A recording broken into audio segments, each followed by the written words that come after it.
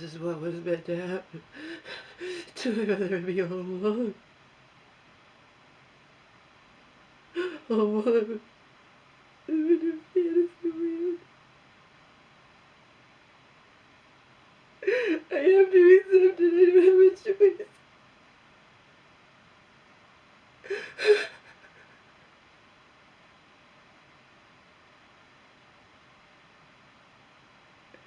We have nobody. We have nobody to speak of.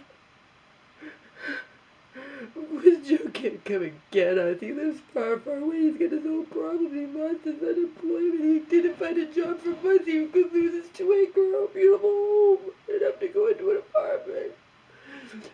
We weren't going to stay with him anyway. Because I'm smart enough to know that we can't stay with him. We need to sell this place again. We were going to stay like an extended hotel when we bought a new place. That was what we're thinking about.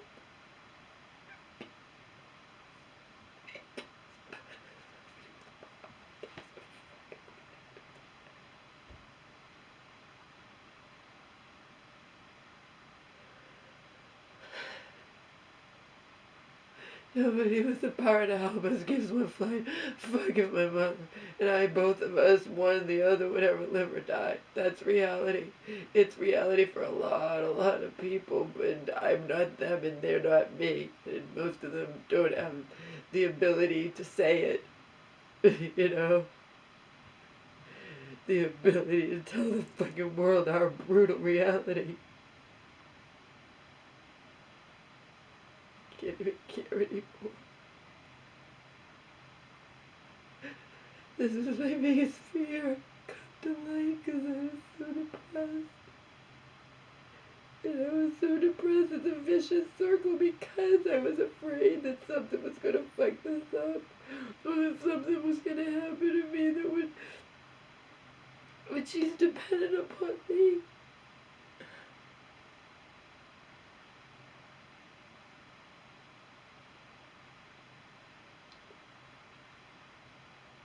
And this was the universe wanted all clearly.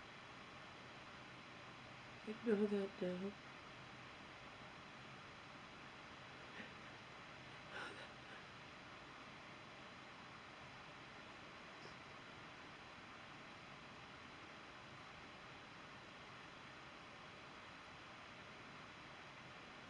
I was waiting patiently to finally, once and for all, pull that rug out from under me for good. This was the one thing that couldn't happen. And it wouldn't have happened if the universe wants me dead.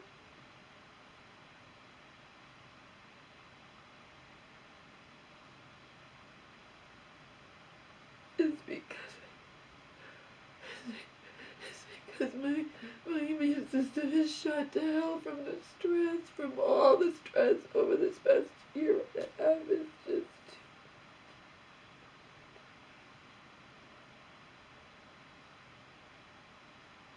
I'm like, what am I gonna do if no one gets back to us about my shot? I don't know, Mom. They didn't get back to us last time, none of them, and I texted them, called them. None of the so-called Christians in your life got back to me, and that wasn't even close to the emergency it is now because it was an appointment that's not urgent like you getting your shot is.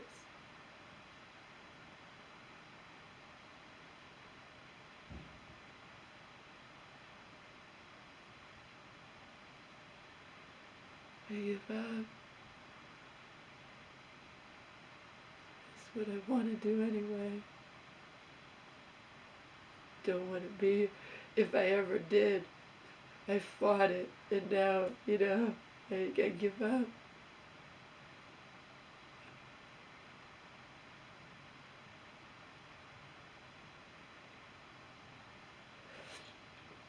Again, I will text and call the Christians in. Remember, I have nobody around here. Nobody. I'm desperate to get to Joe's. I have no life. I have nothing but fucking pain and depression and fighting for her sake, not for my own.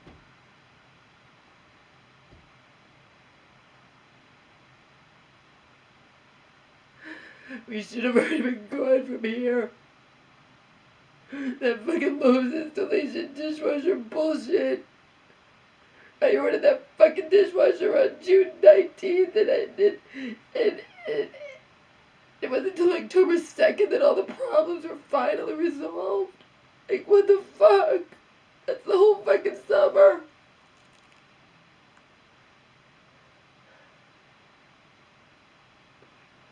We actually should have been out of here years ago. See? That's the problem.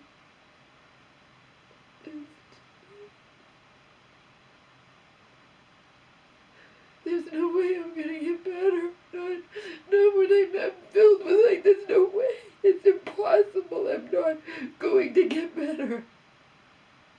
If anything, I'm gonna get much worse. It's my mind that caused this to happen to me in the first place.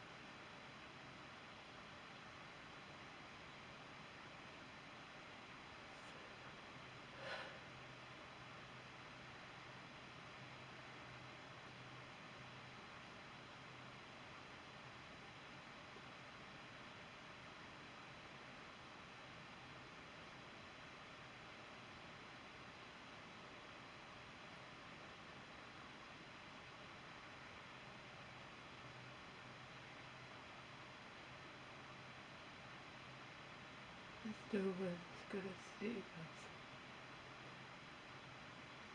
That is reality.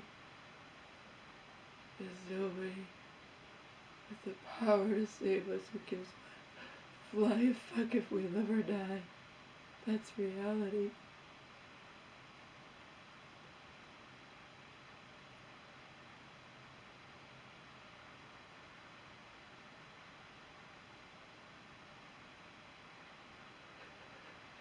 I was crying to me like a child.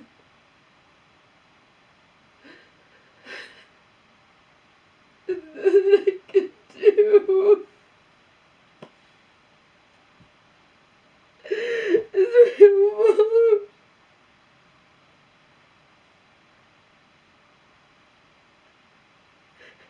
my mom. You're such a loser.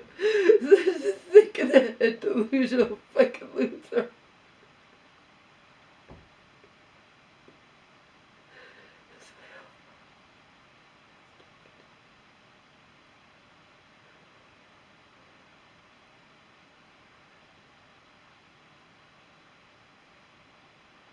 This was my first fear, and I felt it coming on yesterday. I'm like, no, no, no.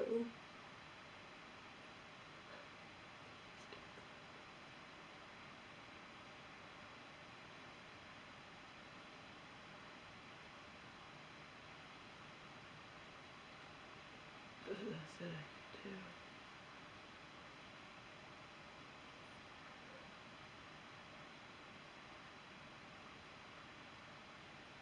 I can't even care anymore.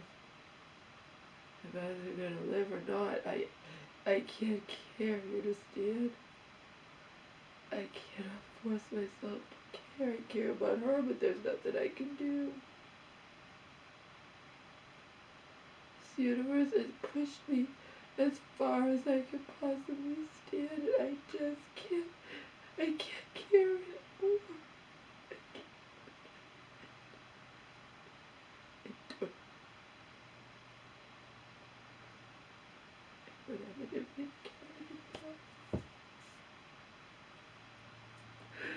I'm sorry for my mother. But I don't have it in me to care anymore. There's nothing that I can do.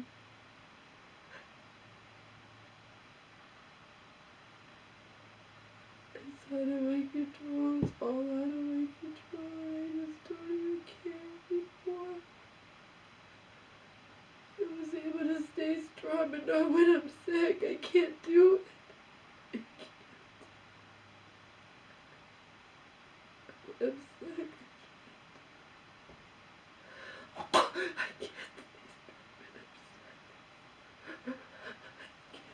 any.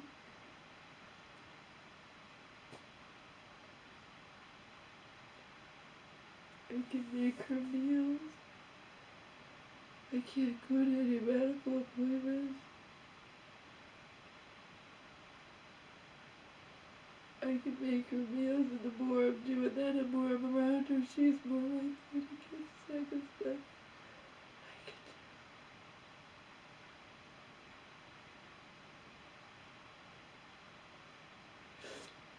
As Joe would tell you, this Satan-run world led me to this point, me and my mom. It's that simple. It's that simple.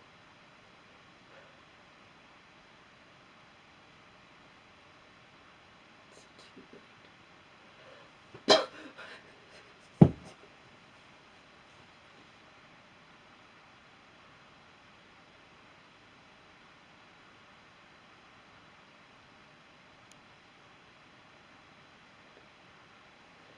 And what do you think's gonna happen to me if my mom gets sick and ends up gets taken away or whatever?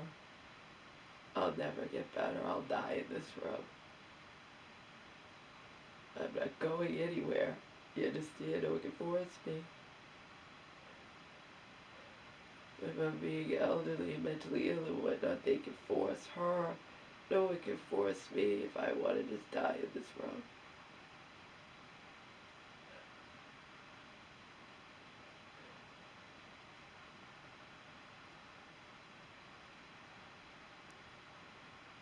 No one can force me to leave.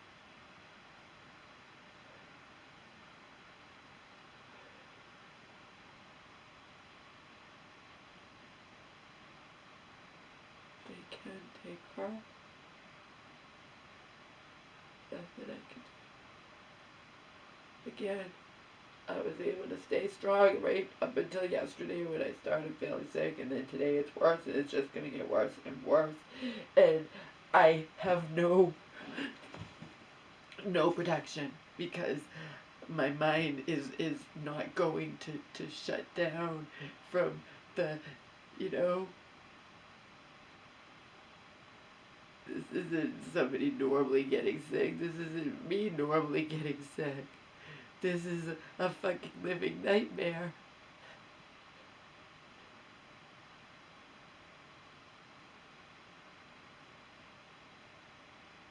And there's nothing I can do. We're destitute. We don't have a penny to our name practically. On top of that, the huge house insurance bill is due next month. It comes quarterly.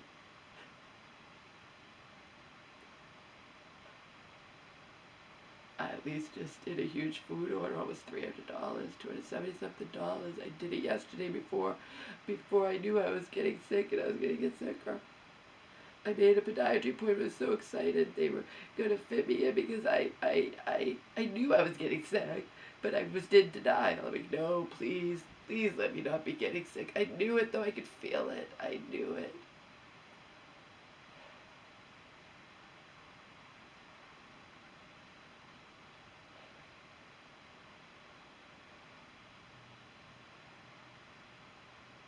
There's my pea jar that's breaking. It's breaking. I don't know why it's breaking. I don't know why. I just don't to be real careful. Don't want it to break and spill urine all over my brand new carpeting.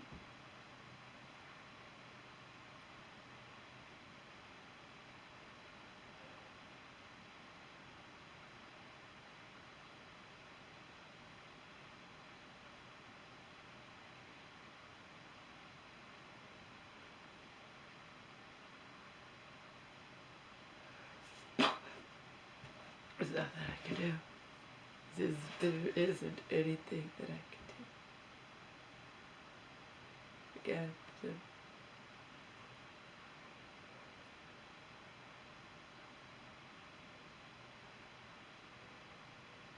not being able to do things on her own is going to be to her more to her detriment because she's more likely to get sick. I told her I'm using my own toilet paper. I'm not touching the flush, the sinks, nothing. I told her, do not touch your eyes. Do not touch your nose. Do not touch your mouth. Don't do any of that. I, of course, wash my hands before I touch anything I'm giving to her, but it's almost inevitable.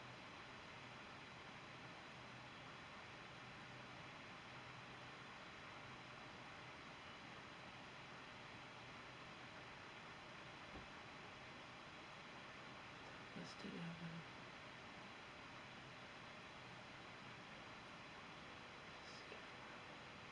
I give up.